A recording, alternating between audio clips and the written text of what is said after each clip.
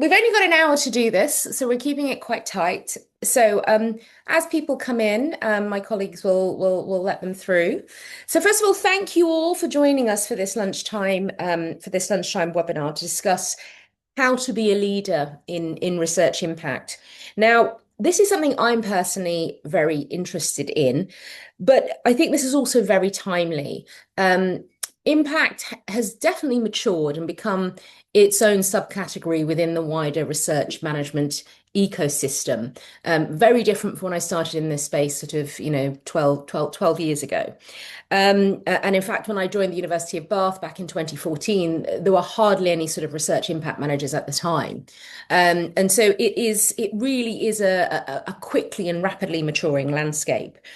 And I had been wondering for some time this question around impact leadership because I'm encountering a lot of people, some of you here I've worked with, who are coming into this space, and there is a question around how do you lead, within the impact, within sort of research impact, especially as often you might be working as a sole individual within an institution. Um, and I basically have been mulling this over, and I thought rather than sitting there having it going around in my own head, I would open up the question and basically see what the hive mind had to say about this as well. And so I approached Andrew Wray and Alex Mattison, both of whom very kindly agreed to take part in this conversation with me, and all of you have very kindly signed up as well. So one of the things that we really want to do is we'd like this to be quite interactive. I'd like to use this as an opportunity to get some of your views and opinions as part of this as we go through this 1 hour together. So we have got a sort of a Slido set up. And one of the things that I'm really keen to sort of answer in this is this idea around, is there a particular characteristics or skills that one needs to lead within the research impact space that is perhaps slightly different to HE more generally? Now, I know a lot of you might be coming off of the back of Tamika's Ignite conference, which actually, in some respects begins to answer some of that question. There's clearly an interest in the idea of research impact managers having a space to discuss what they do. And hopefully those of you that may have attended and are also here would be happy to share some of your sort of thoughts and learnings from that as well. So before we get started, and I introduce Alex and Andrew, and they will give a little bit of background initially on who they are. As they do that, what I'd like you to do, first of all, though, is to go into our Slido. We've got 3 questions that we would like you to answer, rather. You should see it up on screen now, and there's also information in the chat. What I'd like you to do, please, is to get into the Slido and look at those 3 questions, answer those, and you do need to answer all 3 of them to get to the end for it to register. So please go through and put a response in all 3, and we'll take a look at those as they're coming up. And then we'll segue into asking these questions to our panelists. But Alex, I was wondering, as people do that, as they respond to the Slido questions, perhaps you would like to take the opportunity just to give us a bit of information about how you've ended up in this space. What was your journey into research impact? Right, my journey was quite long and windy, to be perfectly honest. So I was doing a PhD at the University of Sheffield in medieval archaeology, and I had 3 years of funding. Was in my 4th year, my write-up year. I needed some money. And I'd done some work with like student recruitment and things like that. But a part-time job in the Institute for Medieval Studies at the University of Leeds came up. I lived in Leeds for a public engagement and impact project manager. So I applied because I'd done quite a lot of public engagement type Right. things, which was a real interest of mine. Not really done much impact before, but yeah, it was a really nice kind of entry into it. So a lot of it was kind of planning some public engagement for there's a big kind of medieval congress they do at the end of every year. So sort of public engagement events leading up to that, but Yeah. ensuring that we really evaluated them, got the evidence to write kind of an impact report on that, but then equally this was just off the back of or just when was this? Just before the 2014 ref. So it Okay. was sort of helping some of the academics sort of think about impact in their work. And then I finished that. There was a part-time, short-term project post. I finished that, and we weren't really able to get funding for more at the time. And then I'd finished my PhD, so I went and did some archaeology Yeah. field work for a while. Then I wanted to kind of get back into the university environment, and so the easiest thing for me to do was actually go back into recruitment. So I did recruitment at the University of Leeds for a bit, jumped to international student support at the University of Bradford. But then as I was there, and equally really wanted to get back into kind of the research environment, Yeah. even if it wasn't my own research, I really liked sort of working with research. And an impact post came up at Bradford, which is what I now do. Okay. So that is quite a circuitous route. You're right. Yeah, But yeah, it's a little bit kind of. But I think um, it helped having been the academic, I always had a real interest in, making sure that, research, we were using research to help people and getting it out to people, especially archaeology, because everyone thinks archaeology is sexy. So, it was something that we always kind of had to think okay. of. All right. So yeah, I imagine a lot of people in this room can understand that circuitous route, even though it may not have been exactly through sort of medieval. Um, Andrew, um, what about your sort of path into this? Well, I worked for quite a long time in academic publishing. So I was in a business publishing quite theoretical research in journals. And after doing that, I became more and more interested in how research is applied by scientific companies, by engineering companies, and so on. And I took a job at the University of Bristol. And there were two initial responsibilities. I was part of a team of 1.5 people, so it was very small. Um, I did things like grant applications for things like KTPs, knowledge transfer partnerships. But I was also asked, we were just heading towards the first ref, and the Faculty of Arts said to me, we think we might have some impact, but we don't know where it is. Could you go and find it? And so I went off and did a survey around there and tried to establish what was impact anyway in arts. And you can imagine the rest. Yeah. I spent a long time at the University of Bristol, um, slowly doing more and more things that covered more and more parts of the impact and knowledge exchange space, which I might return to. Okay. All right. Well, thank you. A slightly different route, but also I think that theme of coming at it from a slightly different perspective. Okay, I think we've got some questions in now. I just thought we'd take a quick look at those. So there were three questions posed. Have you had leadership training through institution? No, but I'd like to. Seems to be is the most popular one. It has been offered. Some have done it, but more than a year ago. And unfortunately, some of you, due to budget restrictions, haven't been able to sort of benefit from any leadership training. And actually, I know it's 7%, but actually that's quite good that people are still being offered leadership training. That's quite a small percentage overall. And the next question, Kate?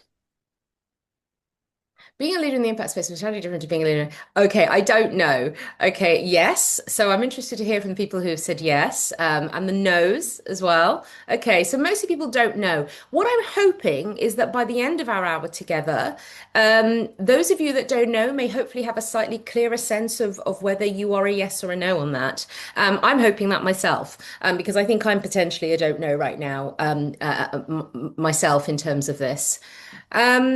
And the next question is, what skills and knowledge do you feel are required for an impact or knowledge exchange leader? And the biggest one being communication, collaboration, definitely. Um, can't explain in 30 characters, fair enough.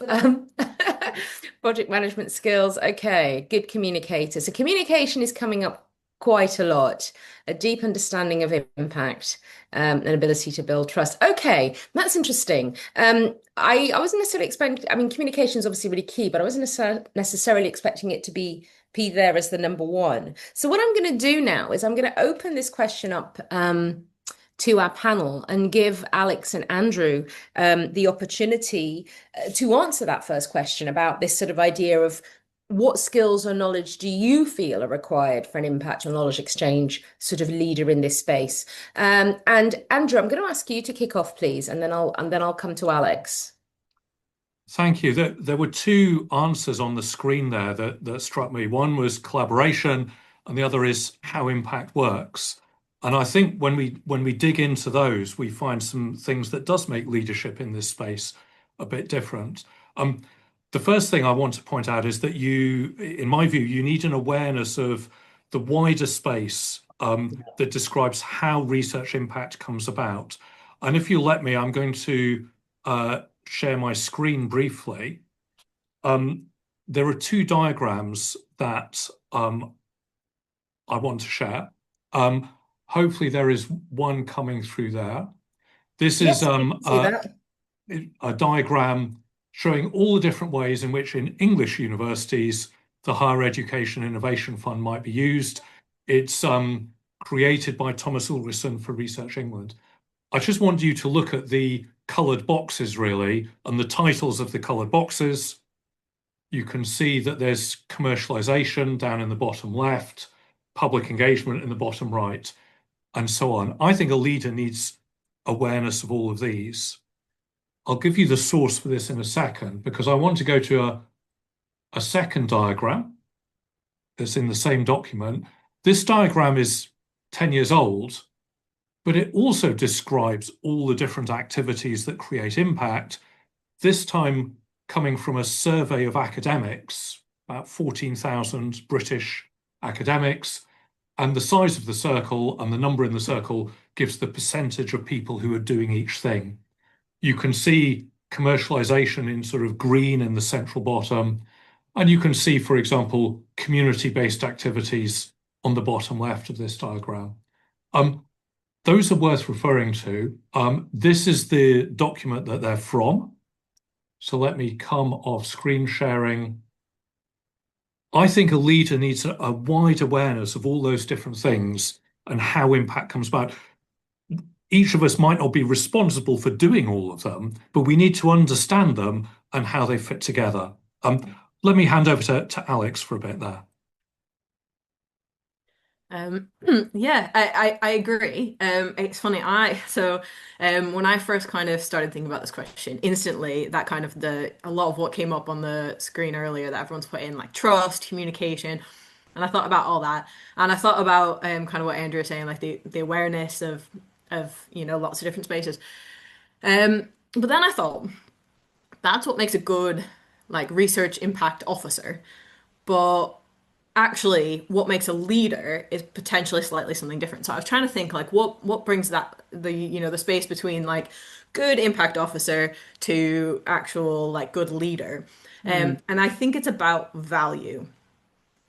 So we spend a lot of time trying to promote the value of impact, right? Everything we do is about convincing people that impact is something that we should do, and we kind of forget to promote the value of ourselves as impact officers. And I think that being able to kind of recognize the value you hold in that space that Andrew was just showing, and being able to articulate it is that's what I think distinguishes that those kind of leadership opportunities or being a leader in this space. And it's things like recognizing that I have a few like sort of projects that I do and I get to manage, but I actually do a lot of project management in helping researchers to plan impact into their projects, do theory of change, plan evaluation, well, create evaluation plans.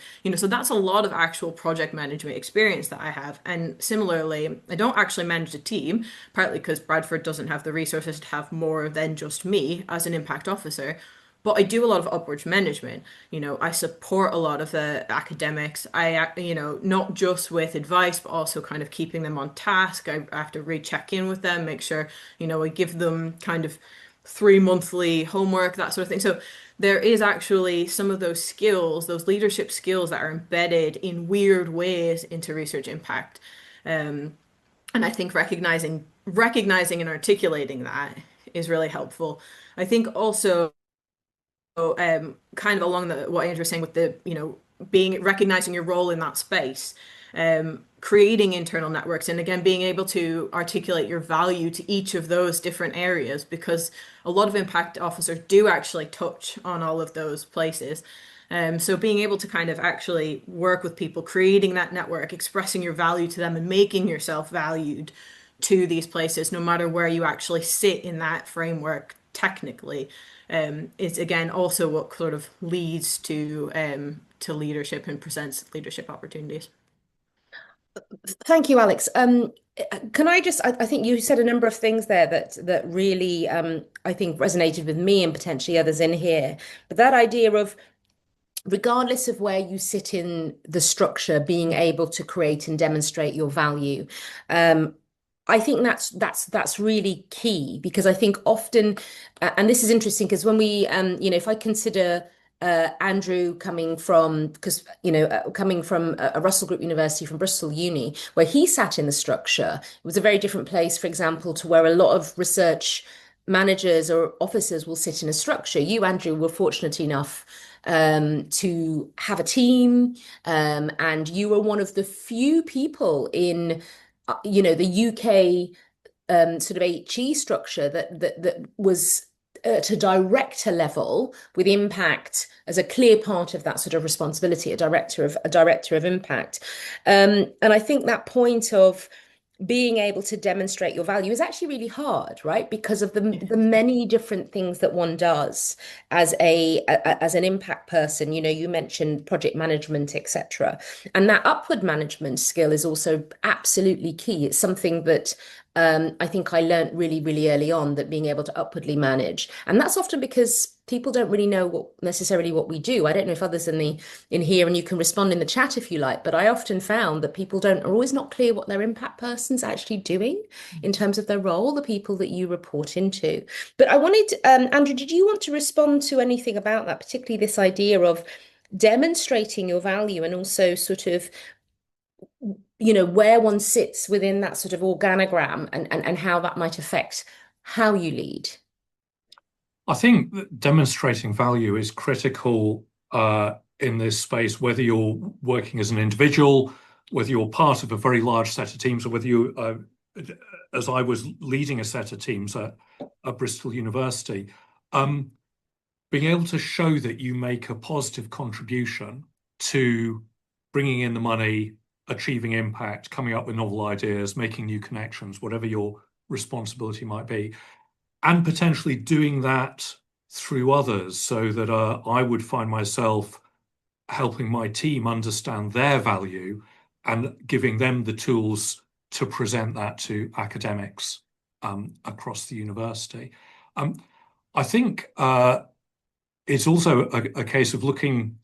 Universities can be quite a complex, confused space. So you can have strategies at institutional, faculty, school, and research group level. They may or may not connect and talk to each other. And there are always far too many good ideas. It's almost a definition of being inside a university, is you've got too many good ideas that you can't act upon them. And so some of the areas of value that I think a leader in this space would show is being able to connect all those strategies and help people see the wood for the trees. And secondly, to be able to prioritize amongst all the many ideas for generating or demonstrating impact, which ideas, which activities are going to be the most fruitful, what should I do next amongst all the possible things. And that really helps our researcher community and our academic leader community to understand the value. Yeah. I think those are really key. This idea of being able to connect up those strategies, because you're right, because impact will operates. I often think of impact in my mind as this sort of just overlapping Venn diagrams that touches so many parts of activities within an institution and so many different sort of strategic areas as well. There are some questions coming up in the chat, but I'm going to leave some of them in terms of after we've got through the questions. But they're really interesting, by the way, and they're that are coming up in the chat. Okay, so that's really helpful, both of you, sort of setting that sense of what leadership looks like to you. And I think there's a lot of agreement on this idea of value and expressing your value, and of there being this need, the different things that one does within the impact space, the fact that you actually have to have many skills that you then apply and actually work by constantly sort of changing your hats, project manager one day, going up and sort of ensuring that you can get what you need in terms of senior leadership next, also getting your academics on board, working with them in a really direct way, understanding sort of external networks and opportunities that there might be in different arenas, and being able, in fact, to connect people up to all of those. So I wanted to ask you a slightly more personal question now, which is thinking about is what opportunities have you found, and maybe you can draw on some examples from your institution or parts of your career, have you found to demonstrate leadership, and how did it work out for you? I'll ask Alex that question as she's smiling at me. It's just how did it work out for you?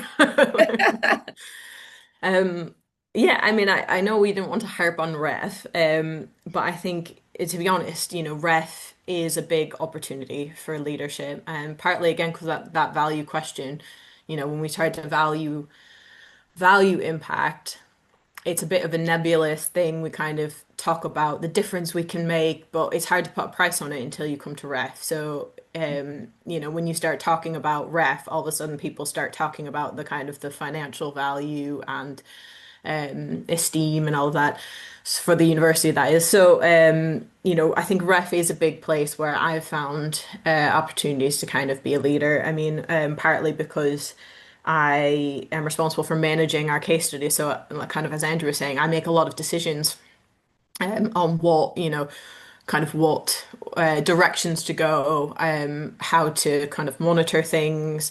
I'm now responsible for KPIs, which, university level KPIs because of this sort of managing of case study profiles. So there's a lot of opportunity in that sense.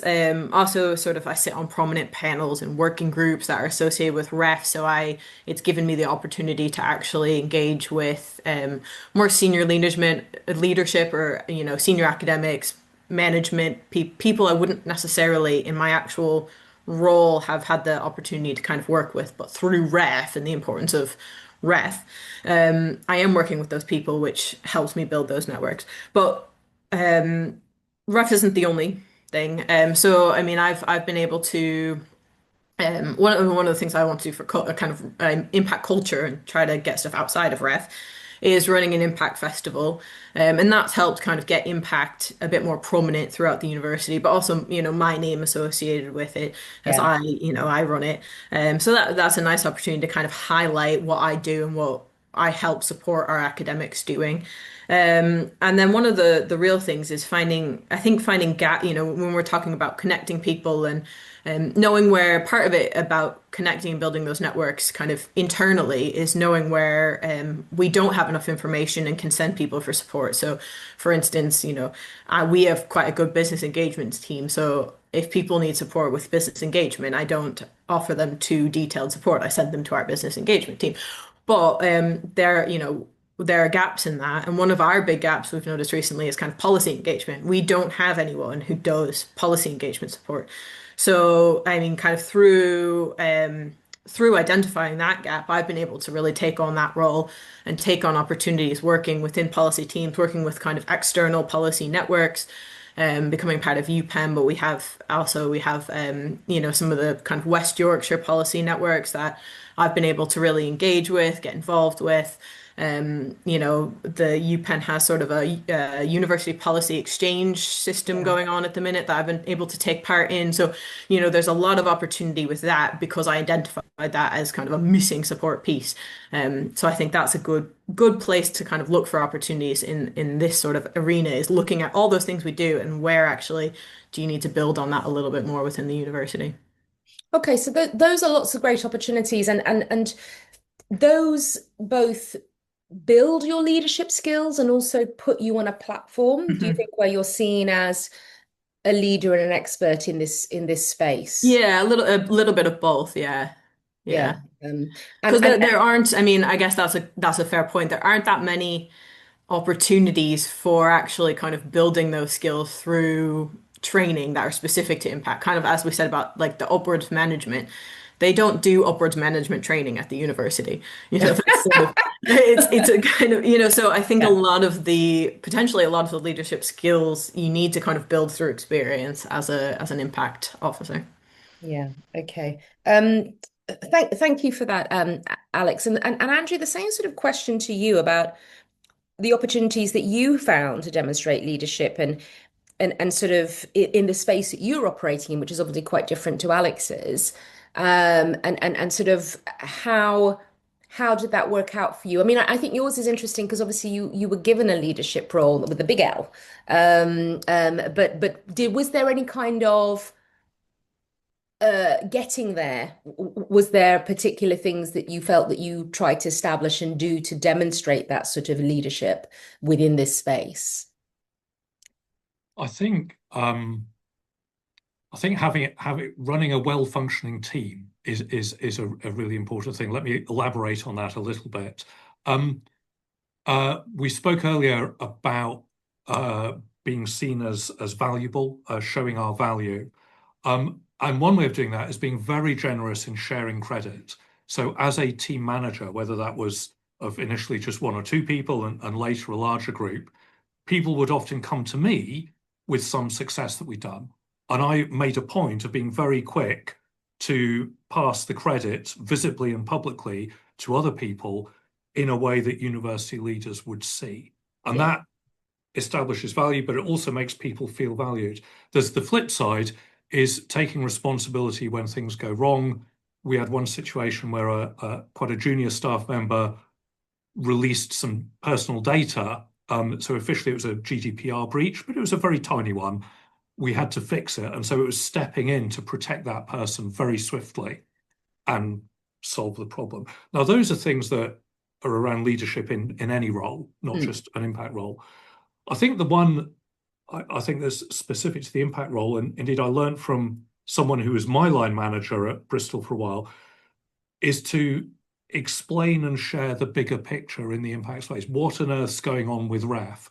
What on earth's going on with the industrial strategy or the local innovation partnership fund? Where am I going to get my grant money? How should I use my policy support fund or my impact account? What do other universities do with it? How do I know what's best? How do we decide? Those sorts of questions and trying to explain that to people frequently. Remembering that people need to hear things in different ways and maybe multiple times, trying to help people keep up with the latest news. And certainly as I sort of moved a bit further from the coalface, so I wasn't going to for example, the impact account events, my colleagues were, I would make sure that they got to the front of the room to explain, here's the national best practice in running an impact account or Mm. a KTP or whatever it might be. But I would engineer the slot. So I think and this is about giving that shared visibility, and it also gives a kind of resilience to your team and your colleagues if you're in that position. That's really it's interesting from that perspective. I think of somebody who had, the privilege of having a team of people and ensuring that you were doing that thing of them being valued, of what they were contributing was valued. But the thing that really struck me there was this idea of the bigger picture, of being able to connect those dots for others about the space and how it affected it, which I think is something that is is actually really important to being seen as somebody who understands that sort of wider space, but actually can be challenging. Actually, can I have a quick show of hands here? I'm going off topic as I always do. How many of you on this on today's call are the sole individual responsible for impact within your institution? Um, just do a show of hands if you know how to do that on Zoom, which I believe is under the reactions bit, where you can raise your hand. Well, not sorry, not raise your hand, give a thumbs up. I'd just like to see what that looks like. So there's Laura, Emily, Crispina. Hard to tell with a thumbs up. Okay, so a fair few of you, actually, a fair few of you, as I thought. But actually quite nice for some of, that most of you have got other support as well, but a fair few of you have. Okay, thank you. Thanks, Hannah, for clarifying that you're part of a 1.5. That's really helpful. Okay. That's been a really fascinating chat and actually segues us quite nicely into sort of a halfway point of today's conversation. And I think there's been some really key points that have come up there around this idea of value, of building your networks, of having very specific skills around upward management, but also this ability to sort of pull back and have that bigger picture being actually a really key part of being seen and being viewed as somebody who leads within this space. What I would quite like to do now, and there's been lots of great questions in the chat, which we will come to, I promise you. There's one more question I want you to answer on the Slido. And this one is around the idea of obstacles. And it's quite a personal question for you to sort of think within your space. It might be that you are doing some leadership things and you are being viewed as a leader, but what obstacles are stopping you from being an impact leader you would like to be? And I see some of you have already started responding to some of those. So we've got in here lack of global view. Now that's really interesting because that just speaks to what you have just said around having that global view. Systemic inertia. Oh, that's an interesting one. But maybe one that we recognize. Lack of recognition of expertise and experience. Lack of internal collaboration, time pressures, timing, money, institutional structure. Now, institutional structure is an interesting one. Academic colleagues uninterested in impact. Time pressure. Yeah, that's very true. Science is priority. That's an interesting one. Andrew and Alex, as you're looking at these, are there any of these particularly? This is why we did this as a word cloud because this is very varied in terms of the different reasons that people are giving. Andrew, in terms of looking at what's coming up here, which are the ones that you are recognizing within that? Well, there's one that's just called lack, so I'll recognize that one. But I think the institutional structure one really is an issue. There are often multiple initiatives competing with each other, whether that's around ref and ref impact or some other aspect of knowledge exchange, for example, business partnership. And faculties and schools will all take their own approach. A colleague at another large university once said to me that identifying the knowledge exchange staff in her university was like playing whack-a-mole, because as soon as somebody got a pot of money, they'd pop up a new job and it would be entirely disconnected from the others and would go around reinventing the wheel. Right. So I think connecting is a big problem, and obviously budget constraints, which I think is a really big one now. Yeah, absolutely. And I think the lack of internal collaboration, I guess, might be tied to institutional structure. I don't know who put that in, and if they wanted to sort of elaborate. That's I always found quite interesting when I was working in an institution that there was always a lack of collaboration. I realize I wanted to say something positive. One of the ways around all of these, particularly there's a one that says academics not interested in impact. Don't know where that's gone. It was there a moment ago. In there, yeah. Is to work with those who are willing only and to ignore the ones who are unwilling. Now, that needs to come with some caveats, but assume we can do that for a second. If you work with those who are willing, they will be more willing to solve all these other problems on the screen at the moment with you, to get round the obstacles, to connect with other people across different universities. And that coalition of the willing, as it's called, is a slightly misused phrase by our politicians, but it's a useful phrase. And I think that is one of the ways of getting around these obstacles, to be practical about it. Absolutely. And I think that, somebody's put in there the lack of leadership beyond myself. And yes, Esther, you're right, it does take a lot of energy and stubbornness. But the lack of leadership beyond myself was a really interesting one. My experience of that when I worked within an institution as a research impact manager was that I created, and this goes back to Alex's point about networks. I realized that I couldn't do it all on my own. And so I created like a sort of a quite an informal sort of impact, I guess, working group in which I pulled people from communications, public engagement, commercialization, and some of the research managers who worked in sort of pre-award and basically forced them forced them to meet with me like once every sort of 6 weeks to exchange information and data. This is back in sort of 2015. This was a long time ago. But this idea that really I needed to work within that sort of network to sort of make that happen because actually I was stopped by institutional structures and this idea of lack of leadership beyond myself because I wasn't really leading anyone else. Alex, are you back now? Have you unfrozen? Yeah, sorry about that. I don't know, my Okay. Zoom just sort of restarted on Okay, its that own. very inconvenient. Yeah. Um, so sort of same to you, just looking at this sort of list here and thinking about, which of those sort of resonate with you in terms of your experiences. Yeah, I mean, I think somebody said focus on the ref, and I do think that although I kind of previously used that as an example of opportunity, I do think that's also an obstacle because then that means a lot of the positions revolve specifically around the ref, or there are some that are permanent, but there are also quite a few temporary impact positions that start to come up closer to the ref, and then it feels like they're not needed once the ref happens, which is completely untrue.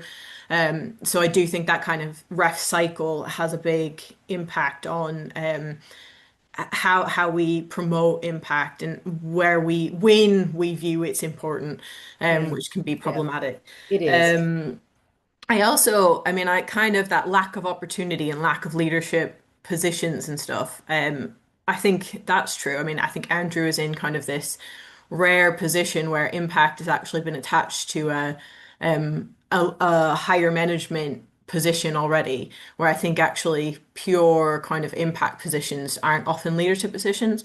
But I also think that that's potentially because it's specialized, there's a lot of specialized positions that then once you kind of start climbing the management ladder, just become more general because your job is management and Mm, it's not doing those specialized things. I mean, it's the same with like grant writing. If you really like writing, grant proposals, you're not really going to keep you're going to, once you kind of get to research development management, you're not actually doing the grant writing. And it's the same with us, ref managers aren't managing the impact specifically. They're managing the people who manage the impact. And, you know, it's just the kind of the nature of a lot of management, I think. I did want to kind of come in though on what Andrew said about, the working with people who are willing. And I think that's kind of a cynical view in a way. And I also think that we do that far too much because a lot of the times the willing aren't very many.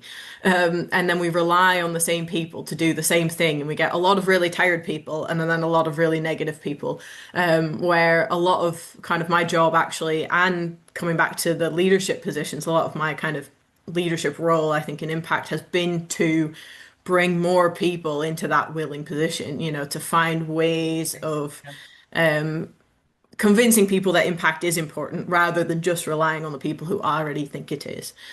Obviously, we do rely on them for a little bit, but I think if you take too much advantage of them, and I've seen it before, they just become tired and overworked, and then other people still aren't doing what you want them to.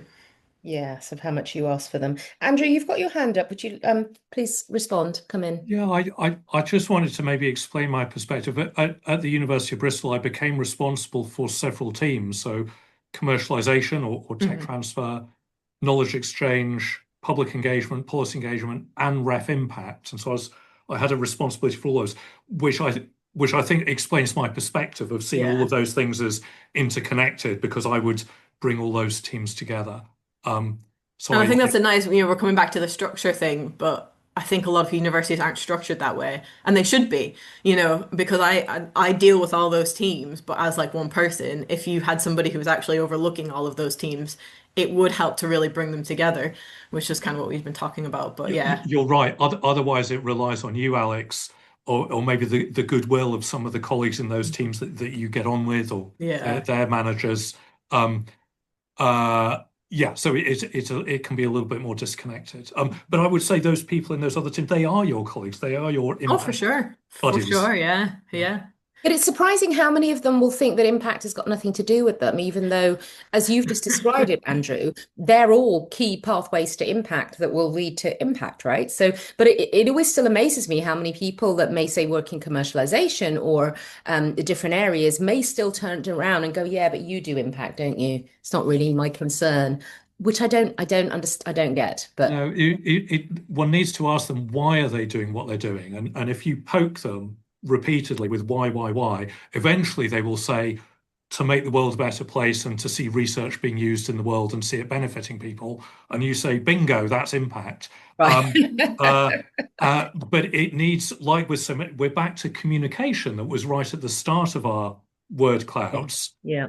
whether I think as impact leaders, there's pressure on us to do that communication, maybe explaining to people how all this is connected. And of course, like in any communication thing, you need to say the same thing many times and say it in different formats and different ways to get through to lots of folk. Can I just say that one of the obstacles that hasn't really been kind of highlighted so much here, but that I put down is people still don't understand what impact is. That is Because I such think it's a exactly really, that. It's when you're working yeah. with your colleagues and they don't quite know what you do. They don't fully understand that what you do is really relevant to them. Yeah.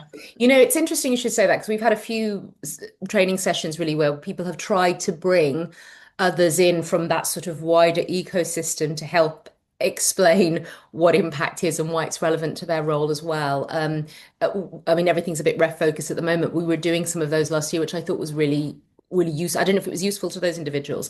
Okay, so I feel we've talked a lot about the obstacles. What I'd like to do now is focus now a little bit on what are the things then that what are the opportunities right now to be a leader? You mentioned the ref, Alex, but what are there other ways? What are the ways that we really some insights for the people in this room about things you can do to position yourself well as a sort of a leader and what those opportunities look like. Andrew, would you like to take that one? I'm going to kick off with prioritization. Almost every university is having to go through some kind of reorganizations and cost saving measures at the moment. And so choosing what to do and what not to do is an issue that everybody's facing in every part of the institution. And I think one of the things that we can help lead on is to explain to people what they should focus on in terms of evaluating or generating impact and what will be less fruitful and trying to help them be more efficient with their time. Um, a couple of people in the chat asked about preparing ref case studies early. And so, for example, I mean, my simple answer is uh, don't go too early with preparing ref case studies. I think there's no time to exaggerate on that. But that's a form of leadership, is explaining to people when that work should be phased. And I'd say the same about all the knowledge exchange things as well, helping people choose what to do when. Okay. Okay.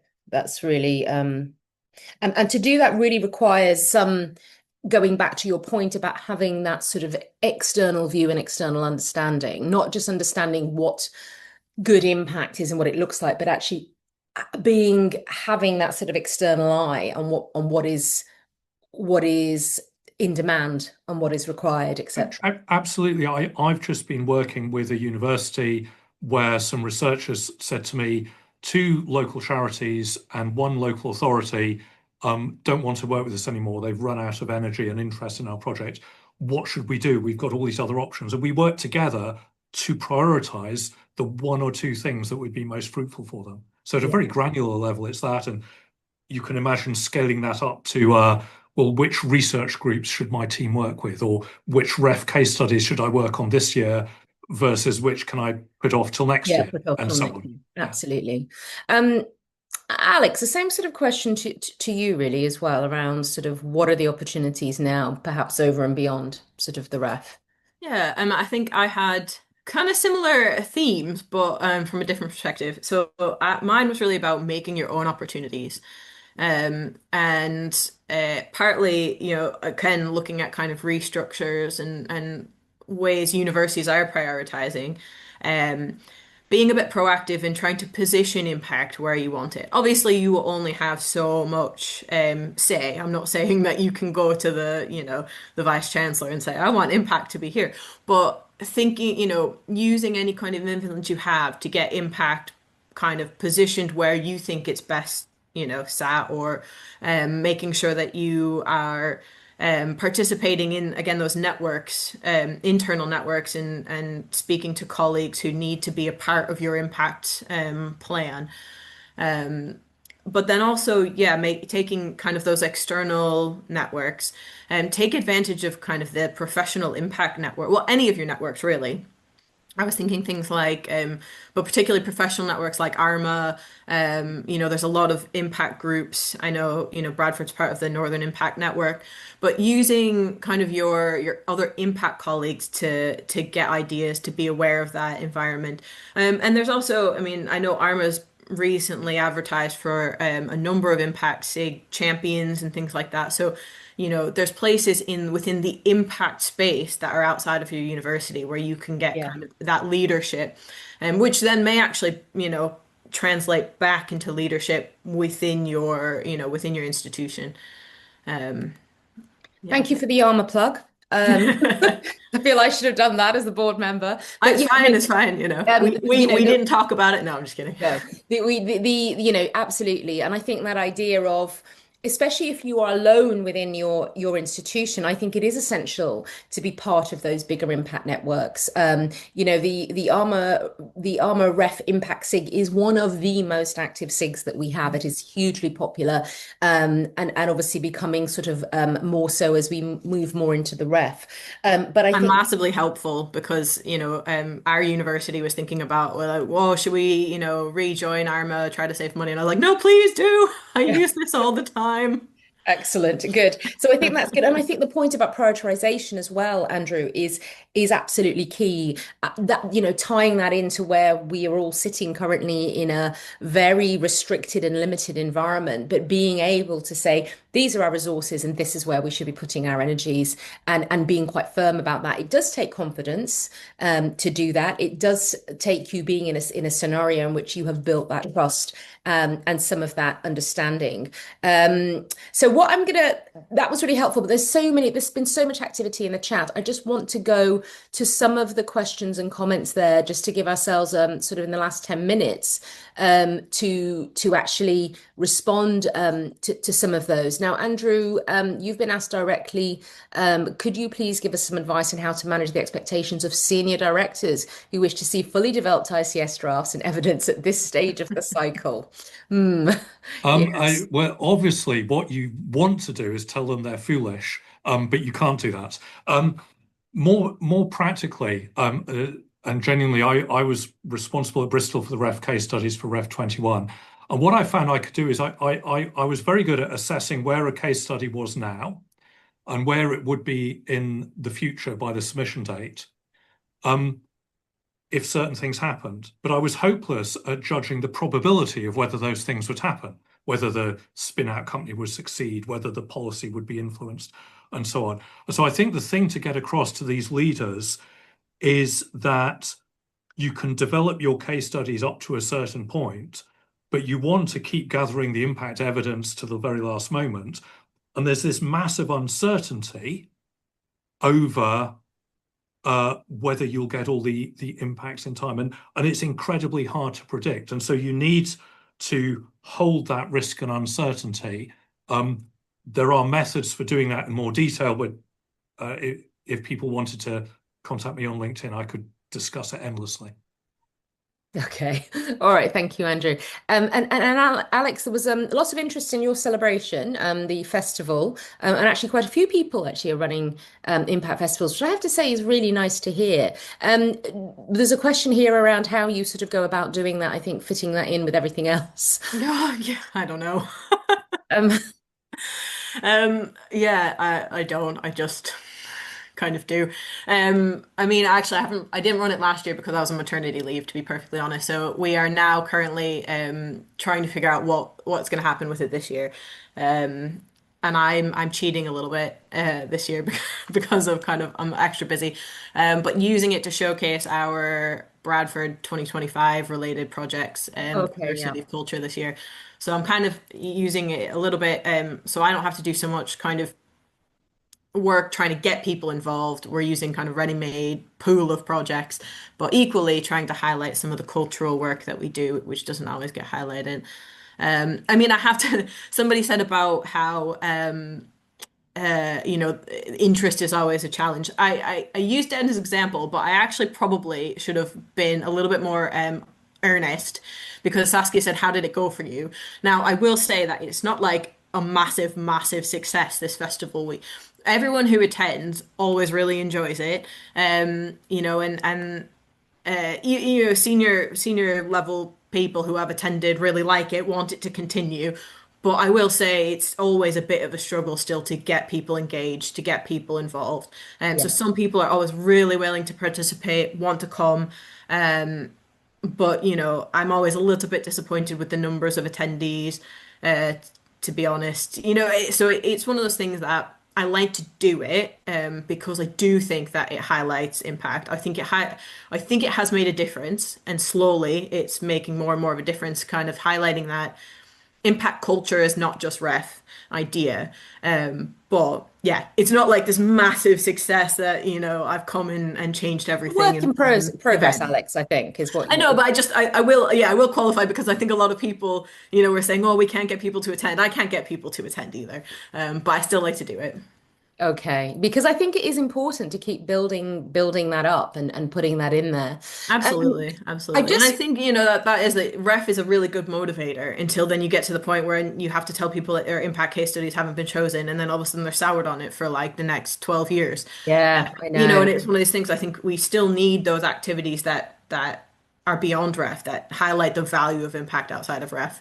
Um, Yeah, I think the biggest challenge for impact managers right now is keeping that element going, the it's non. so hard to balance it, isn't it? It's so hard.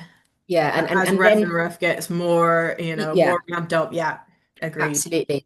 Agreed. What I wanted to do, actually, we're privileged enough to have Esther here, Esther De Smet, which most of you, I'm sure, have heard of from Ghent University, and who is very prominent in the world of research impact in the EU. And Esther, I just wanted to sort of bring you in and ask you just to give a quick overview of what you're currently doing in the EARMA working group around this idea of professionalization in impact. And, I totally agree with some of the comments you've put in there about how it can feel like you're the only person responsible for impact, but obviously you're not. But it is tricky if you're the only person with that role and others don't necessarily see it as part of what they do. But tell us a bit about your perspective and experiences of what you're doing at Ghent. Yeah, but maybe first a disclaimer. I might be too cynical at the moment because it's been a very hard year trying to, after I think 10 years of being the impact lead in our university, really building that healthy impact culture. That's why I said you need a stubborn person, you need someone with boundless energy, and you need that network to keep going. And so joining IAMA Impact for me was very important in that. And it's like those SIGs at ARMA as well. So one of our working groups is on impact culture. So we want to better understand what are the building blocks, and that connectivity is one of them. That clarity, the fact that you collaborate, all of these things are really important to understand, but the reality is still a difficult reality. Mm. But maybe we can provide some tools for that as well. So we're writing up stuff on that. Next year we'll launch something, and then another working group is called the Impact Professionals. And what we really wanted to do was kind of have that conversation about competencies and skills, and why impact isn't recognized as a domain in itself. Knowledge valorization is, Yeah. knowledge transfer is, communication is, integrity is, all of those things are recognized, but kind of like the broad impact role isn't. And another thing that we do is kind of interview a lot of our colleagues worldwide and ask them, how did you get where you are? What is it that makes you tick? What helps? What doesn't help? And share those stories. So we have now a plug, a Medium site called Voices of Impact, in which we publish all these interviews. And it's just so that people don't feel alone or stupid or unique in the challenges that they face. And I think it's important. We need to help each other kind of show that leadership and build that leadership. Impact is a group effort. It And is, so is isn't it? It impact support. absolutely is. Yeah, I totally agree with you. Please put in the chat the link to the interviews. I think people I would will. find that really a really helpful resource to have access to. And I think the what Yama's doing is really interesting, as well as the Yama networks that are out there as well. So I'm conscious that actually, gosh, an hour goes really quickly, and I feel there's so many other topics that we could have, so many areas that we could talk about. But I know it needs to be a hard stop because Alex has very kindly squeezed this in between meetings for us. So I think to try and summarize this, actually, there's one last question we want to ask you quickly, which is the final question on. I'd like to know if you can go back to the Slido. I would like to know if there's been any shift on this question about being a leader in the impact space. Is it substantially different? I'd like to see if anybody changes that. Oh, you've all gone to 100% don't know. No, maybe that's just one participant. Thank goodness. Oh, right. I was going to say, what? I have an opinion on that. What's that? I think that being a leader is not necessarily substantially different, but just being in the impact space is. Because all the leadership qualities we talked about Yeah, were the same. not actually that dramatically different from leadership elsewhere. It's the foundational qualities of just being an impact officer Yeah, that but it's how differ. you apply it, I right? think so. That would be my opinion. That's how Everyone's you entitled to apply their it. own opinion, obviously, but that's what I've come to.